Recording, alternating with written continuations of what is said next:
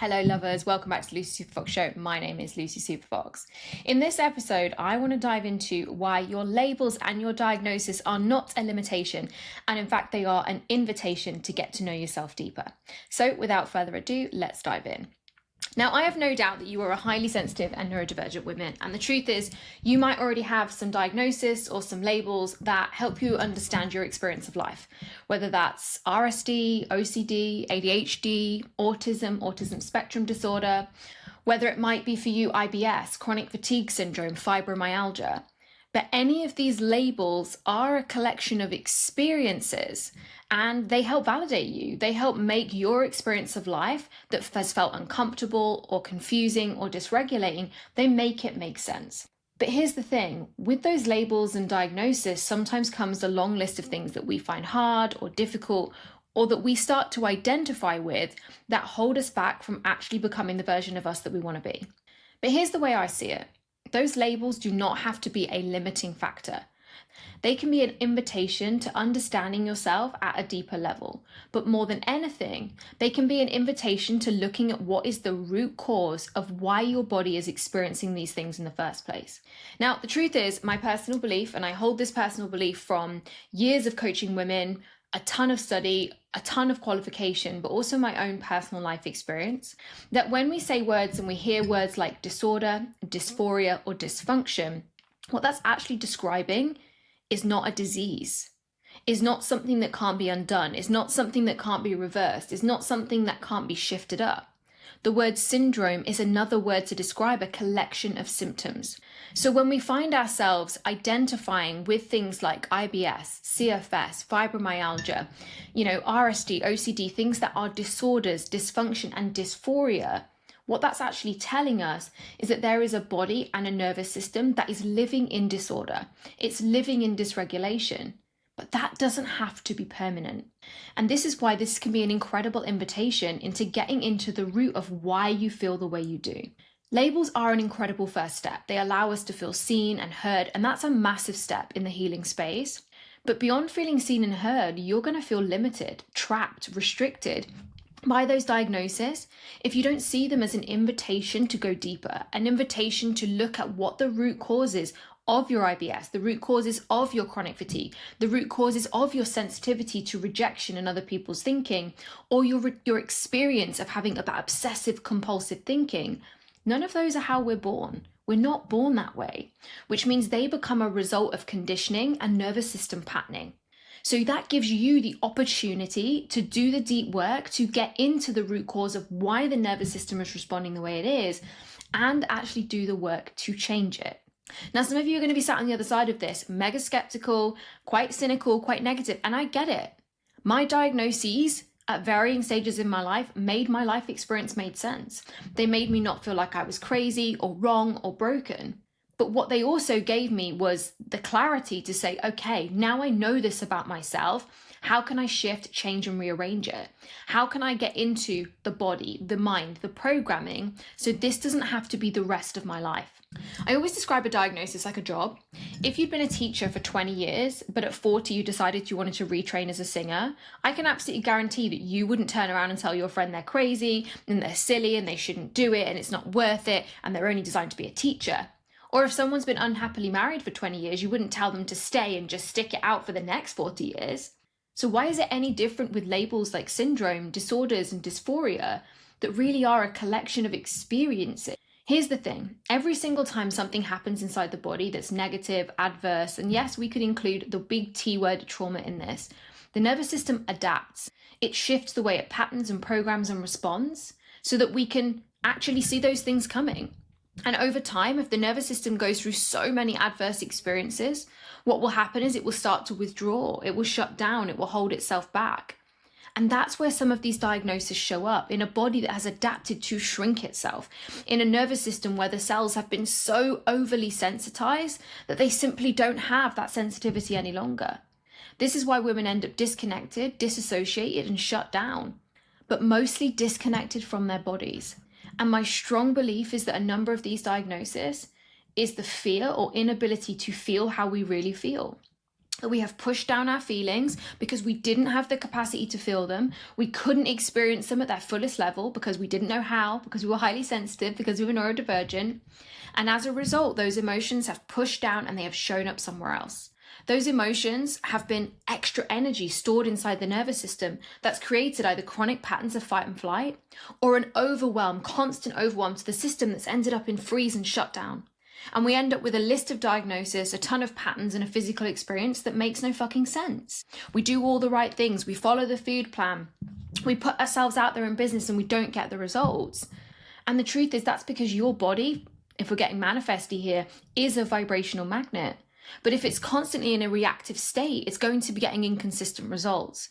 And if it's constantly withdrawn, shut down, and frozen, it's going to get very little results, if at all.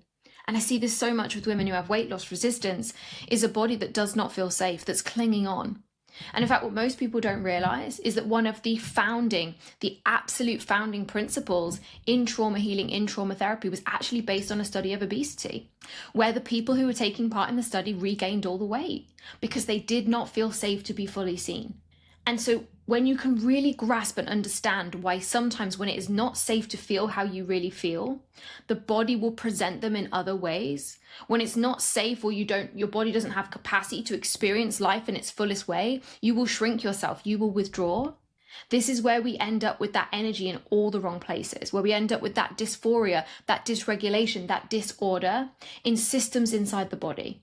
The human nervous system is the most complex system in the entire universe, but it's also the most flexible and adaptable. That's how it adapted for you to have the conditions and experiences that you do today. So here's the thing, it can also be reconditioned and readapted to be safe, to be open, to be healthy, to be well, to be full of vitality, to be slim, to be wealthy, to be abundant, to be loved. But we have to recondition it with intention. We have to repattern it with focus. And this is the work I do one-to-one with clients. It's why I pivoted out of pure life coaching and into somatic and nervous system therapy alongside my coaching work. Because I truly believe that when we get into the depths and the root cause of our experience, that's when we change our experience of life altogether. When we change our relationship to our diagnosis from limitation to invitation, that's when we allow ourselves to go deep. And when we allow ourselves to shift our relationship with our emotions, the way we truly feel, we shift our entire relationship, not only with ourselves, but with life. And when we show up to life differently, that's when we also get different experiences. That's when life responds to us in a completely different way. And this is why your diagnosis and your labels are a powerful, incredible step to feeling seen, heard, and understood, but why they are no longer your limitation. They are your invitation to do the deep inner work, to stop skipping the step, to stop bypassing, building, jumping, running, moving, compulsively escaping, and to instead get to the root cause of why you feel the way you do and shift it entirely. And this is the work I do want to. So if you're curious about my 4-part method, you can unlock my roadmap completely for free, where I break down the 4 steps to shifting patterns, programs, identities, and in fact, disorders, dysregulation, and dysphoria at the root. So if you want to get that, you can find the link in the show notes, or you can access it completely for free at lucysuperfox.com/roadmap. You can do that by accessing on the link below. If you like this episode, I'd love for you to like, subscribe, and share it with another highly sensitive human friend who might benefit. And I'll see you on the next episode. I think a lot of highly sensitive women are deeply lonely. My name is Lucy Superfox. This is my podcast. Welcome back. In this week's episode, I want to dive into why so many highly sensitive women are lone wolves, why they've withdrawn from communities, groups, and lots of people, and why they find it difficult to make friends. So if that sounds a little bit like you, then let's dive in. So one of the things I've talked about quite a lot before, and I talk about a lot with my clients, is this kind of lone wolf energy. This feeling of being separate, being different, just seeing things that other people don't see, but also just never feeling like I fit in. And, you know, I said recently on social media that if I went back to school, my school friends, I mean, we're not particularly close, but I'm pretty sure if I told all my school friends I felt this way, they'd be like, what are you talking about? You were always included, always part of the group. Because it was never about what was actually happening, and it was always about how I felt. So whether or not for you, you were actually excluded and isolated, or whether you had the sensation or feeling that you were, I can absolutely guarantee that if that happened for you, that you are a highly sensitive human. Maybe a neurodivergent human too, but one whose experience of the world was completely different at such a young age, without the skills, without the tools, and without the nervous system capacity to be able to deal with it. So hopefully what I'm going to break down for you in this episode is why you feel so lonely and sad, and hopefully be able to give you the solution moving through it. So because when women are highly sensitive, they experience life in such an incredibly deep way. We have sensory processing sensitivity, which means that when someone sees, in front of me, I can see a field and a tree, rather than a field and a tree, I see 17 shades of green, I see a fence, I see the grass, I see the leaves moving all at the same time, right? And if we haven't been kind of trained our nervous systems to hold and handle that intensity, which most children weren't. I was raised by behaviorist parents. I was raised by parents who it was about how good you were, it was about how clean you were, it was about what you did and how you performed, because that's what they were taught from their parents, who were war parents, right? So post-war era, then behaviorist parents. I'm really excited to see what the next generation of kids who grow up look like. Fingers crossed they've all got regulated nervous systems and feel secure.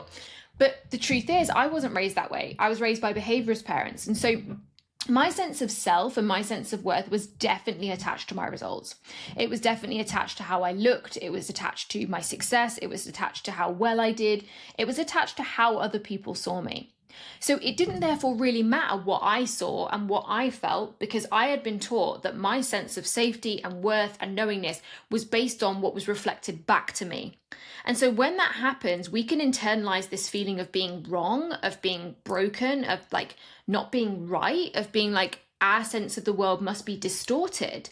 And what I think most women, and not just highly sensitive women, but most women know, is that when we feel something and sense something with our intuition, we're often right? We've all met that person and been like, nope, they're a dick. Or we've all met someone's new boyfriend and been like, that's not going to last, right? We know that about ourselves.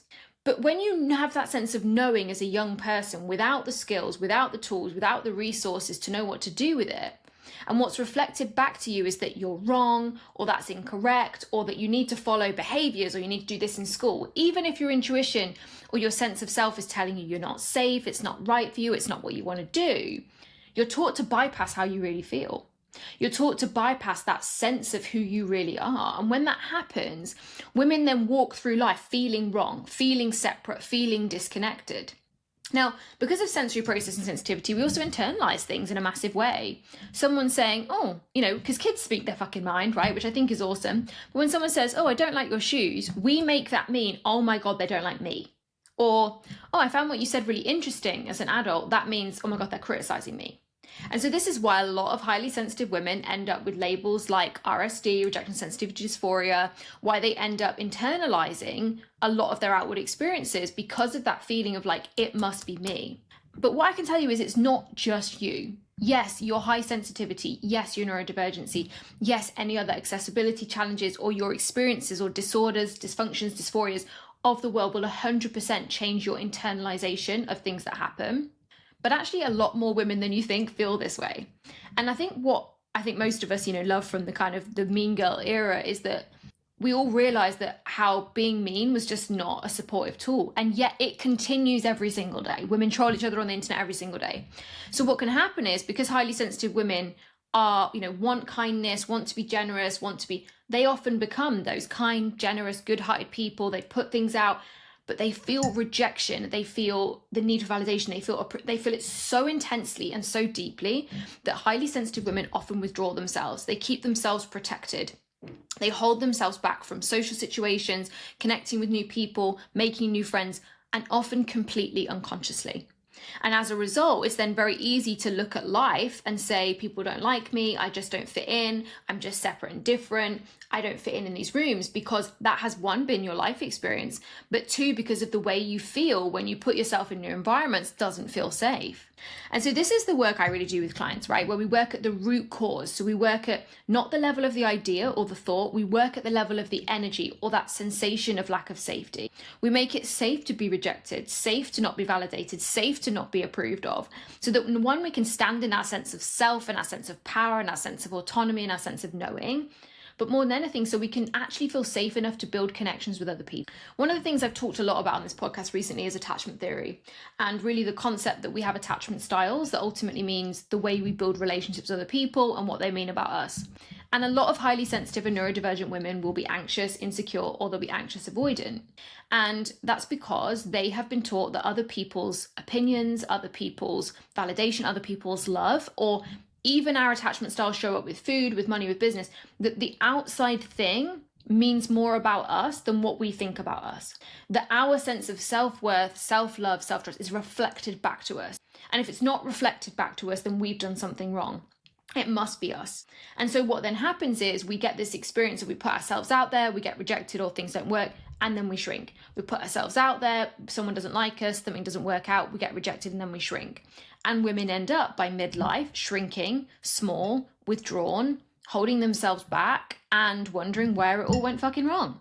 And wondering why they're lonely and wondering why it's so hard to make friends. And it's because it doesn't feel safe. So I'm not going to give you advice to tell you to go out there and make new friends and put yourself out there. And like, I literally fucking hate it when people say, push yourself out your comfort zone, because for highly sensitive women, it's not a comfort zone, it's a safety zone. So this is where the work I do with clients is so valuable, because it's about recalibrating that safety zone. It's about making safety a bigger experience inside of you so that you can put yourself out there and actually have the life experiences that you're craving. That you can feel safe to date, you can feel safe to make friends, you can feel safe to go to events, you can feel safe to show up as a stranger in a room and not feel like everyone's staring at you, because it feels safe to be you, because you know you're worthy, you know you're loved, you know you're capable, you know you're good enough, not because of anyone else, but because of how you feel about you. And that's the work I do with clients, is helping them rebuild the relationship they have with themselves. So at their core, they feel safe to be themselves, they like themselves, they trust themselves, and they know themselves. And if we're talking attachment, they have a secure attachment. They no longer need to attach themselves, their worth and their validation to outside things. And when that happens, that's when women can put themselves into rooms with other women. That's when we're no longer afraid of mean girls. It's when we can put ourselves out there in front of people and stand in our work or stand in our belief system or stand up for what we believe in and not shrink and not pull back and not withdraw. But highly sensitive women are often so afraid to make friends because that experience inside of you of rejection, needing approval, or that sense of shrinking is so visceral, you want to reject it at all costs. So here's the advice I would give you. Do not just put yourself out there and try to make new friends when this is the pattern that keeps looping for you. Instead, this is the opportunity, this is your invitation to do the inner work. If you found this podcast, you found this episode, this is your invitation to build that sense of self-worth, self-trust, self-autonomy, self-agency. And the way that I teach my clients to do that, I'm literally giving away for free inside my free roadmap. So to get the roadmap, you can go to lucysuperfox.com/roadmap, or I'll link it below in the show notes. This roadmap is a 25-minute workshop and a downloadable PDF to show you the exact 4-part method that I walk clients through so they can move from awareness of all these things, awareness of knowing themselves, but actually shift, change, and rearrange it at the level of the pattern, at the root, and build that sense of nervous system safety so they can go into the world making friends, having fun, dating, putting themselves out there, and yes, at sometimes being rejected, but not then leading to them shrinking, holding back, and withdrawing. So as a highly sensitive woman, your experience of the world is different, but that doesn't make you wrong. It doesn't make you broken, and it doesn't mean you're not capable of making friends, having that successful business, or changing your relationship with food, money, or what it might be. But the answer is building that sense of safety, that sense of certainty, that sense of trust, agency, and love inside of yourself. So you're no longer looking for outside. When a secure person walks into the room, you notice them, and that secure person will be you. So if you're curious about what that looks like and you want to find out more, you can download the roadmap at lucysuperfox.com/roadmap, and you can find it linked in the notes below. If you like this episode, please feel free to like, subscribe, and share it with another highly sensitive human, and I'll see you on the next episode. Hello everybody, welcome back to the Lucy Superfox Show. My name is Lucy. Now on today's episode, I want to talk about quite a sensitive topic, because I know that as a highly sensitive and most likely neurodivergent human, you are obsessed with spirituality, or you're curious about it, you love it, you're interested in it, you love principles, whether it's from oracle cards, the law of attraction, through to The Secret, through to manifest, through to anything you've been able to get your hands on that's allowed you to feel good about taking control of your life. The challenge is, what can happen a lot of the time with highly sensitive and neurodivergent women is that they can use personal development, manifestation practices to what's called spiritually bypass how they really feel. These women then end up performing, proving, pleasing, and striving, maybe even achieving some goals along the way, but still ending up back in the same place, whether it's with food, their body, money, or their business, because actually what was happening the whole time wasn't healing, it wasn't growth, it was actually performance. And so if there's one message you could take from this podcast already, is that healing isn't a performance where we get graded. Healing is an experience of walking through the dark night of the soul, the things that we haven't looked at, the feelings we haven't felt, the emotions that needed to surface for us, not feeling better in the moment. And so what happens so much of the time for highly sensitive and neurodivergent women is when we like the idea of something, we can become obsessed, we can become all in, we can become, experts too. Like I am an expert of so many goddamn things that have nothing to do with my day-to-day life, simply because at the time they interested me, right? I was able to leverage my neurodivergent focus to become ultimately an expert in those things. But expertise doesn't equal experience. Knowing something doesn't equal feeling something. Understanding something doesn't equal change. And so what can happen when we understand a ton of spiritual principles is that those spiritual principles can be the thing we bounce back to. They can be a kind of thing of like, okay, they can save me, or actually, foundationally, okay, I get it in principle. But what also happens is that we can avoid feeling how we really feel and using things like the law of attraction to control ourselves and to manage ourselves. So let me give you an example. This is an experience I've had many times with clients and something I've personally experienced. But when I've been going through something difficult and I've been feeling an overwhelming emotion, or I've been feeling anxious or chronically worried or going around in circles with an obsessive compulsive loop, what's happened is when it's got too uncomfortable or I've been there too long, I've then wanted to reach outside of myself for a spiritual principle to save me. Whether it's the law of attraction, and then I'll beat myself up for being negative, like we just need to be positive and then everything will be fine. Or I'll reach for something like the law of assumption and I'll be like, I just need to pretend like it's already happened and then all of these problems will go away. Or I'll berate and blame myself for not being able to pull myself out of a funk or a mood and be constantly worried and anxious that I'm then going to attract more negative and unhappy circumstances into my life. And the challenge is when we do things like this, we actually end up bypassing how we really feel. So even though in the moment we might find relief, we might find a step up that vibrational scale, we might find ourselves actually able to say, okay, I can see some options, or feeling slightly safer in our nervous system temporarily. What we also then end up doing is actually missing the pattern, missing the original loop, and not breaking it because we're reaching outside of ourselves to feel different, rather than looking inside of ourselves to shift that pattern, to shift that loop at the root. This is why I made the roadmap. It's my 4-part method broken down into a 25-minute workshop and a downloadable PDF. Because what I am seeing over and over and over is that the women that come to me are highly sensitive, super aware, like know their patterns inside out, could literally tell me all the problems they have, why they have them, and in fact, sometimes even where they came from. And the challenge is they're then diving into growth, personal development, they're spiritually curious because they're seeking freedom with food, freedom with money, this sense of expansion, this sense of ease, but they're missing a step. They're missing the very important step of rebuilding your relationship with yourself, rebuilding your relationship with your emotions, rebuilding your relationship with how you actually feel. And that's the healing phase. And so this is why I made the roadmap into something that even my non-clients can access so that you can truly see where things might be falling apart for you. So if you want to get that, you can grab it in the show notes, or it's accessible completely for free at lucysuperfox.com/roadmap. The challenge is when women spiritually bypass and they skip the hard stuff, they skip the deep stuff, they skip the emotions of shame and fear and guilt and sadness and frustration and whatever else they've been pushing down and pushing away from, that'll show up somewhere else in life later on. I firmly believe that chronic anxiety is just suppressed emotion. It's suppressed emotional experiences that over time, that extra energy just builds up inside the body, that puts us on high alert, that lets us brace for danger when we look left, when we look right. And that's why women get stuck in the same place, not truly ever moving forward, because it doesn't feel safe to a body that isn't allowed to express how it truly feels. If you were in a relationship with someone and every time you had an opinion, they went, shup, shup, shup, and they made you be quiet, you would stop talking.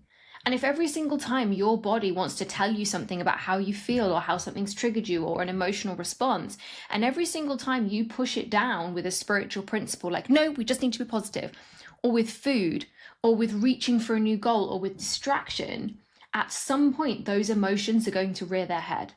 And emotional stress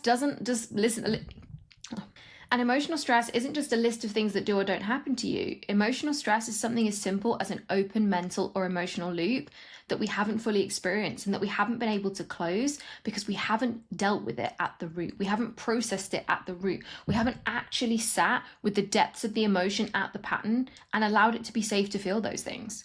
So many highly sensitive and neurodivergent women do not feel safe to feel any of their emotion. And the challenge is when it doesn't feel safe to feel anxious, shameful, frustrated, guilty, fearful, because we push those things away or we push them down, it's also not safe to feel joy and happiness and abundance and freedom and love. And so we end up in this cycle, in this tiny little box of life called fine, where everything's just okay, where we're on the verge of anxiety and the verge of hope, where we're on the verge of anxiety and the verge of hope every single time. And we're never actually in the place where we're fully present enough to actually enjoy the experiences that we have. We're always thinking about tomorrow or what happened yesterday. We're thinking about what food we should or shouldn't eat rather than being present in the moment. We're thinking about what someone said to us on social media yesterday rather than that conversation with our spouse. We're worrying about how we're going to look in that outfit at that wedding in 3 weeks' time versus actually being right now, right here in the moment. And this is the beautifully ironic thing about most spiritual principles. In order for most of the spiritual principles to work, the law of attraction, the law of resonance, the law of assumption, you have to be present in the present moment in order to energetically be in the energy of your thing. Whether it's the energy of abundance, the energy of love, the energy of passion, or the energy of success, you have to be present in that energy. And if every single part of every single day you are pushing against your past if every single part of the day you're either pushing away or pushing against your past or worrying about or overthinking your future, you're not in the present moment. Every single time you're up in your head, you're out of your body. And when we're out of our body, we're in a body that does not feel safe.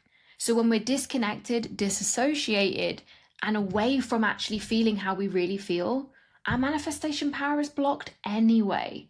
And this is where women are missing the step. They're missing the bit where they realize the deep work is the work, the inner work is the work. Because a nervous system that feels safe is one that opens its focus. A nervous system that feels safe is one that says yes to opportunities. A nervous system that feels safe will put itself out there and stretch itself because it knows it can come back to safety even if things go wrong. A nervous system that feels safe is one that's present in the present moment, whether that's having amazing sex, eating an incredible meal, or actually just being able to say, I love you, or say the hard things to people in our life. When we're present in what we're doing, we become a completely different person. The challenge is a lot of spirituality will teach this, but most highly sensitive and neurodivergent women are so dysregulated. Being present, sitting in meditation, sitting in relaxation, or staying in one spot is so physically uncomfortable, they just cannot sustain it. And this is why the work is the deep work. And this is the work I literally break down for you across my 4-part method inside the roadmap for free. So if you want to get that, you can find the link in the show notes or at lucysuperfox.com/roadmap. And remember, spiritually bypassing won't get you good to. So I want to close by saying, spiritually bypassing isn't wrong or bad, but it's not going to end you up where you want to be. When we skip over how we truly feel, we move away from who we really are, what we really desire, what we truly want. And that's why we keep ending up back in this with a pattern and a loop that needs to be felt, learned, and experienced. And then when we feel safe enough, we can be present in the present moment. And that's when we ultimately become that manifesting magnet, that powerful being, and that human that's just fully happy in their life experience. So if you're ready to actually do this inner work, you're like, Luce, I'm ready. You're so right. I keep skipping a step. I keep trying to jump over how I really feel into spiritual principles, into magical thinking, into like everything will be okay because it's too uncomfortable to feel how I really feel, then this is the work I do one-to-one with clients. And you can find out and deep dive into that for free at lucysuperfox.com/roadmap.